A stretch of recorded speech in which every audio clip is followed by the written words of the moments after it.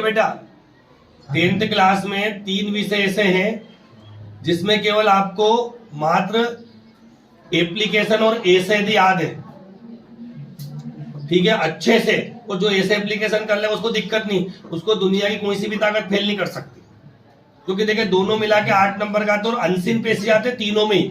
Unseen passage का मतलब उसी में से ढूंढना रहता है, वो ढूंढना भी, आंसर नहीं लिखना, खाली ऑब्जेक्टिव रहता है उसमें भी।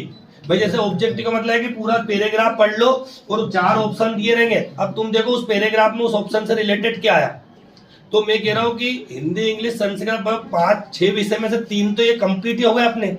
अब बात आती है एसएसटी की। अब एसएसटी से बच्चे डरते, मैं कहता हूं केवल ज्योग्राफी कर लो, भूगोल 27 नंबर का आता है। कितना नंबर का आता है? 27 नंबर। ऑब्जेक्टिव में से 32 में से 8, 10, 15 तो सही कर ही देंगे। अब ये बात उनके लिए कर रहा हूं जिनकी स्थिति कमजोर है। बाकी प्रोजेक्ट के नंबर में ये 50, 60, 70% में पहुंच गए वैसे। तो पास होना बहुत आसान है, पर मेहनत करना पड़ेगा, और यही समय सबसे इंपॉर्टेंट है। आज कितनी तारीख है? 10 तारीख। कितनी तारीख है? 10। ये 6 दिन जीवन के बहुत सही से जी लो आप, तरीके से। दुनियादारी से नाता तोड़ दो, मोबाइल फोन को स्विच ऑफ करके रख दो। मैं कह रहा हूं कि अभी भी आप चाहो तो इतने अच्छे परसेंट बना सकते हो कि फोन आ गया देखो।